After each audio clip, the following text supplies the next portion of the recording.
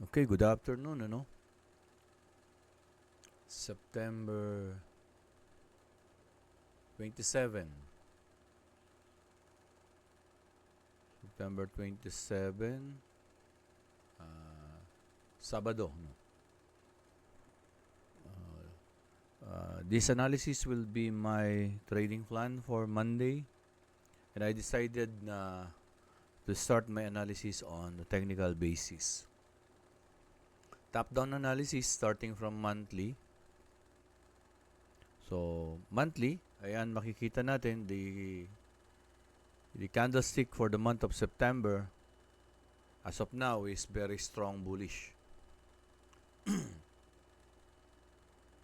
The price open here, somewhere here, and it reaches the higher price na nandito. But the candlestick for the month of September still moving o hindi pa tapos. But at the moment, napakalaki nung body niya. And we have how many days left? 1, 2, 3, 4 days left. So, the chances na ito ay bumagsak pabalik dito sa baba is medyo maliit. Kaya, possibly, the month of September will end a very strong bullish. Mataas, ano? Pero that is technical, ano? What does this movement signify? And ano yung sumusuporta sa move na to ng market for the month of September? And remember, for how many months there is a consolidation? 1, 2, 3, 4, 5 consolidation after the impulse after the impulse from this candlestick. And kung i-minimize nga natin, actually the impulse started from this area, di ba? And then nagkaroon ng consolidation, and it becomes a consolidation for a continuation after na mag-breakout dito sa all-time high na to.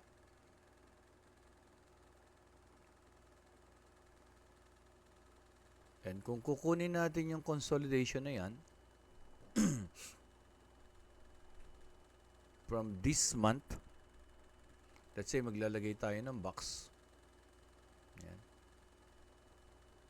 Posible yan na pag ipinatong mo sa all-time high, ayun siya.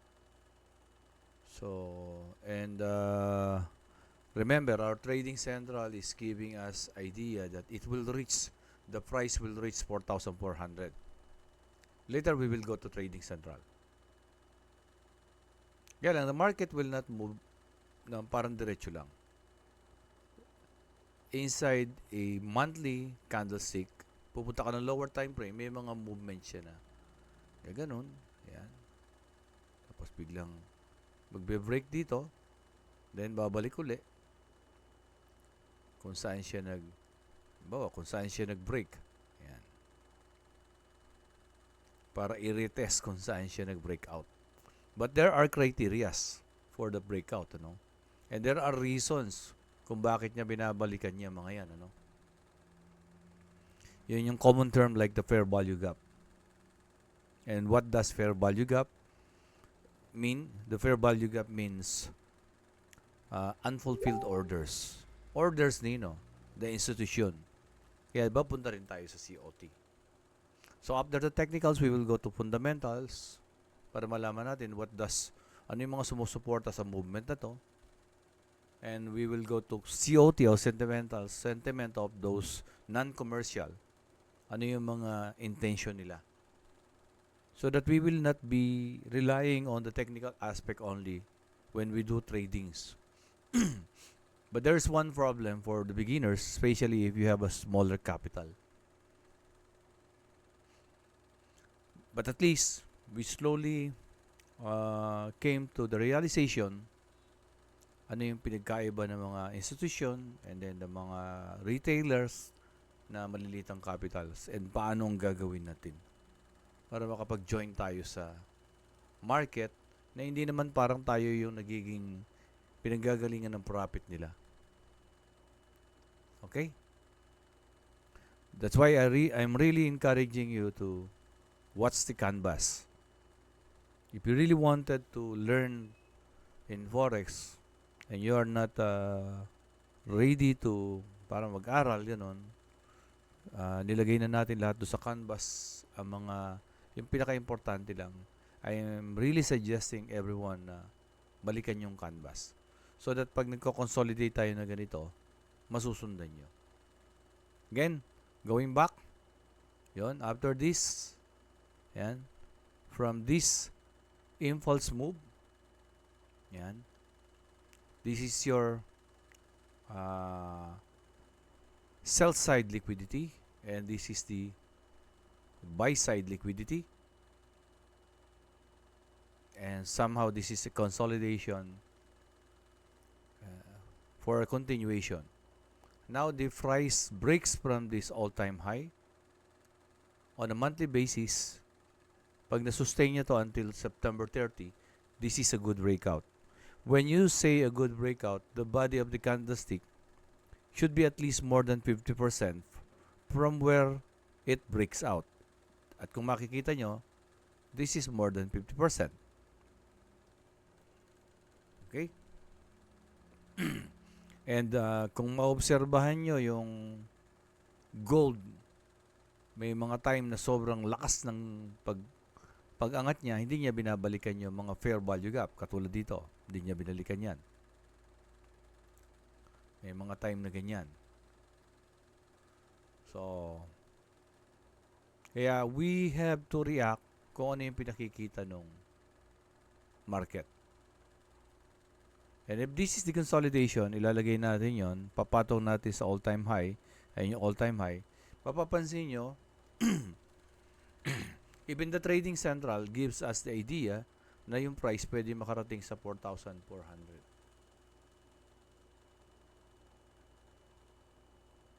And the 4,400 is slightly below this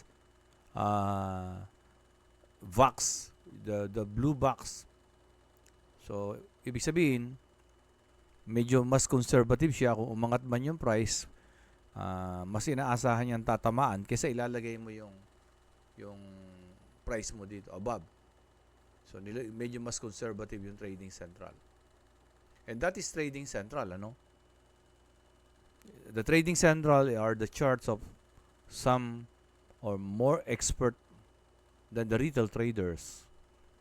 So, kaya for the past few weeks, nakikita natin, we are somehow trying to rely on trading central for confluences. Confluences, hindi ibig sabihin nagre-rely lang tayo ng 100% doon. Tinitingnan natin kung yung sarili nating analysis ay nagka-confluence doon sa trading central. We're not supposed to trade based on trading central signal alone because that is trading blindly. So, lagay natin ngayon yan, 4,400. Ayan. As next possible resistance and possible profit. Then, tanggalin lang natin yung box para hindi masyadong cut. And then, pwede rin from this candlestick, ito. From this candlestick, maglagay tayo ng box.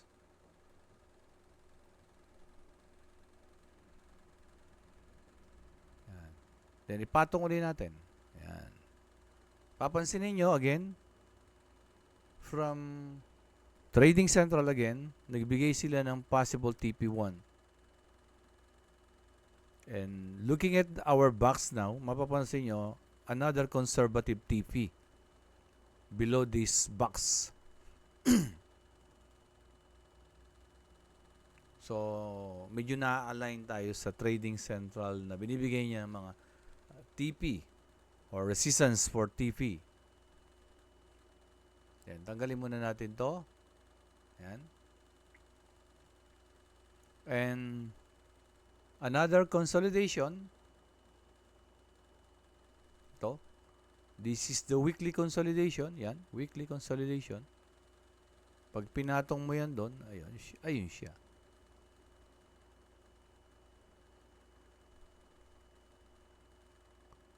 Oops, kulang. Patong natin all-time high.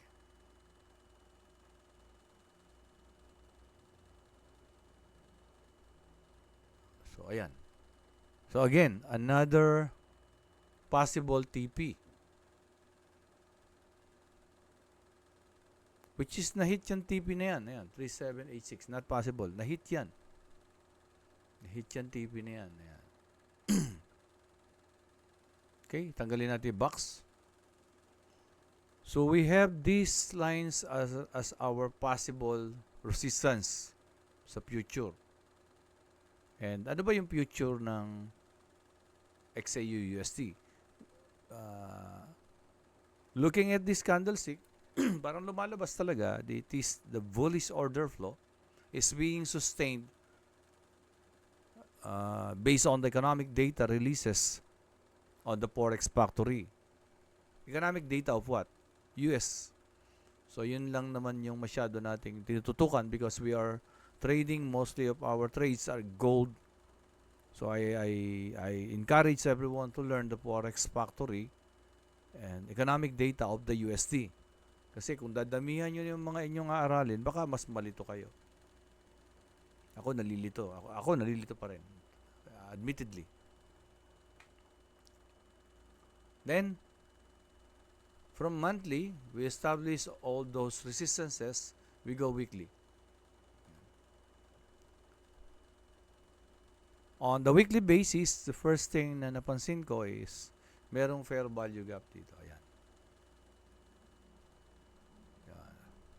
So, ibig sabihin, the price breakout on a weekly basis, nag-breakout siya dito sa all-time high na to, and nagkaroon ng fair value gap between this candle and this candle. Ayan yung fair value gap. Ayan. Yung area na yan. Possible naman yon ay puntahan, pero posible rin na hindi na. Kasi very strong talaga yung momentum ngayon nung XAU-USD. And there must be a reason. Again, we will go to Forex Factory. Sa ngayon, lagyan muna natin ng lines yung previous week. This is the previous week actually. The previous week of this previous week. So, nilagyan natin dito sa high niya at doon sa doon sa closing niya. And at the moment, the price is in between these lines, blue lines, and this monthly resistance. But still, looking at the candlestick, makikita natin that this is a bullish candlestick. And looking at this 1, 2, 3, 4, 5 weeks, the order flow is bullish order flow or pataas. So this is an uptrend. Yan. For an uptrend to sustain the uptrend, ang requirements nito kailangan ma-break yung ma-break ito ulit. Kung magkakaroon naman ng change of character, kailangan ma-break naman ito. Kailangan ma-break ito ng price pataas, at kung ito naman, kung mag-change ng character, ma-break ito pababa. But what are the probability? We will use Forex Factory again and the COT for sentiment. Then we go down daily. Daily. So sa daily, mapapansin naman natin that the price or the market price action are still uptrend, ano? Kahit gawin natin tong line, ayan. So yun pa rin yung, di ba? High, higher high, higher high, higher high. Low, higher low, higher low, higher low. Ayan, yun pa rin. Ayan. I use the line, From candlestick, ginawa kong line.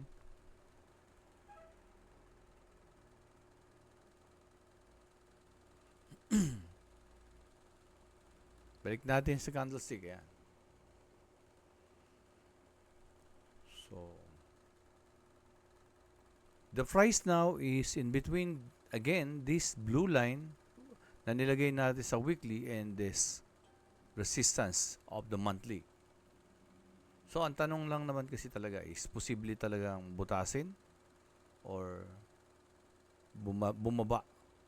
So, if this swing low, ayan, ay binalikan, so, yun yung tinatawag na choke. Possibly, pag bumalik dito at bumaba uli, ayan, balikan niya tong weekly fair value gap. If not, pwede namang mag-liquidity run, ito, kasi this is the new all-time high. Pag yan na-break yung bullish buy side liquidity o the break structure, nagkaroon ng liquidity run, and then may binalikan na fair value gap dito, and then tingnan natin what will be the formation pag next week. At nagkaroon ng rejection dito, pwedeng dumiretso yan. Either of the two, same naman ang diskarte. Pag nagkaroon ng choke, nagkaroon ng fair value gap dito at binalikan, nagkaroon ng rejection dito, seller's rejection, pwedeng balikan yung fair value gap na to. If not, pwede dito, na break yung structure, yan, tapos binalikan, kung may fair value gap, or na-mitigate, then pwedeng dumiretso pataas. And, ma-reach yung mga TP na ito, no? The TP na 4,000 and another is possible 4,400. So sa may mga malalaking kapital, they put 0.01 and then they let the market move and wait for this TP1, TP2. Kasi medyo mataas ang probability talaga na maabot yan. Pero may mga maliliit ang kapital, mahihirapan niya na ilagay yan kasi nga baka mamaya ma-hit ng stop loss during volatility niya, lalo na kung may mga high impact news. So we are still on the daily. Imagine niyo nagte-trade ka at naglagay ka dito ng stop loss somewhere here. So kayang-kayang abutin ni gold yan pagka nag-volatile yan. So that is only ayan, 1,247 pips. Ang gold pwedeng mag-retrace yan. Kung lalagay mo naman somewhere dito somewhere dyan, ilan yung pips, pwede bang maabot yan? Pwede. Yan. 645. Kaya kung sa daily ka papasok, medyo ang layo nung stop loss mo. Kaya pagka bumalik dyan yung price, ubos yung capital mo. So, that's why we need to go down lower time frame, 4 hours for example. Ayan na siya. Sa ngayon, sa lower time frame, mapapansin nyo, ito yung bullish order flow on the lower time frame. Pero nagkaroon ng break ng structure. Ayan, ito yung choke. Then, ayan, na-break yung swing low nito sa lower time frame na 4 hours. Ayan. Tapos, ayan, nagkaroon ng liquidity sweep. Tapos, binalikan. But this is a lower time frame, ha? And mapapansin nyo, sa lower time frame, meron siyang fair value gap. Ayun. Kaya lang, nung binalik niya, yung fair value gap, ayun, alos na butas niya na rin dito. Tapos, pagbalik dito, another liquidity sweep. Ayan, dalawa. Ayun na siya. Dumiretso na rito. Ako, nung last week, talagang nag-buy ako kasi looking at the higher time frame, bullish talaga yung nakikita kong bullish market talaga. So, I'm always looking for a buy opportunity. Yan. Kaya lang, paano ka mag-buy kung nasa 4 hours ka? Hindi mo masyadong makikita yan. So, punta ka ng 1 hour. Ayan, 1 hour. Yan, minimize natin. So, sa 1 hour, makikita mo yan. Pwede kang maglagay ng trend line. Yan, trend line yan. So, pwede rin trend line dito. Ayan, trend line. Yan. Yan, yan. And, yung tinatawag nating market session, the first session is Asian market, ano? Ayan, mapapansin nyo. Halos nag-sideways yung Asian. Until London. Ayan. So, kung bilangin natin, ano, the first hour of the Asian is 6, 7, 8, 9, 10, 11, 12 ng tanghali sa atin. 1, 2, 3. O, 3 o'clock. Open and London. Medyo nag-try na siyang lumabas. Ayun. Diba? Nag-try na siyang lumabas. And then, nag-pull back. Pull back dito sa trend line na to. Then, umakyat uli. And then, nagkaroon ng break structure dyan. Ayan na. So, 6, 7, 8, 9, 10, 11, 12, 1, 2, 3. London is open. Nag-try siya mag-breakout. 6, 7, 8, 9, 10, 11, 12, 1, 2, 3, 4, 5, 6, 7, 8, 9. 9 o'clock. This is New York.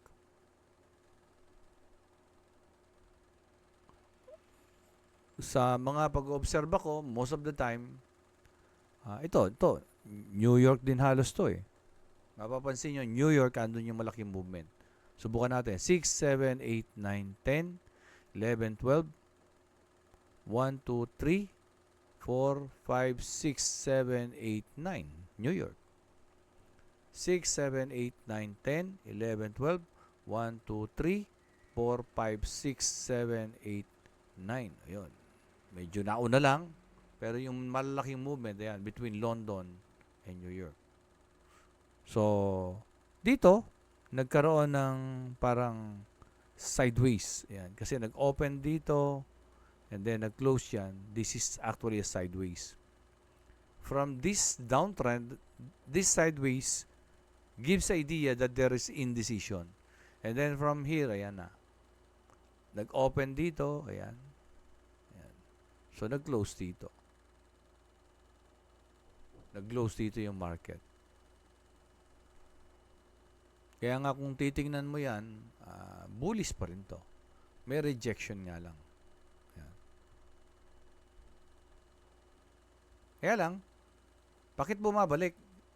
The market usually, bumabalik talaga siya para i-retest. Kasi ang daming fair value gap. Ayun, no? Fair value gap. Ayan, isa. Kinlose niya yan, fair value gap. Ayan pa. Fair value gap. Diba? Ayan. Kung babalik tayo ng 4 hours, pwede natin balikan yung 4 hours. Ayun. 1 hour, 30 minutes. So, ayan siya ngayon. Nandiyan sa fair value gap. And, this movement starts from this consolidation. So, pwede talagang balikan niya yan. So, once the candlestick or the price actions on Monday starts to mag-sideways dito. So, better observe if parang ito, di ba? Parang ito. Ano nangyari dito? Umangat, tapos bumaba, tapos bumalik ulit. Pwedeng ganun din gawin niya. Pwedeng umangat, bumalik, tapos tumaas. Or pwedeng bumaba, tapos umangat, bumalik, bago tumaas. Or pwede rin bumaba, tumaas, nag-reject dito, bumaba, para i-reach yung weekly fair value gap. So, I will end the video here and then I will continue dun sa fundamentals and then kung kaya rin yung COT para hindi masyadong mahaba.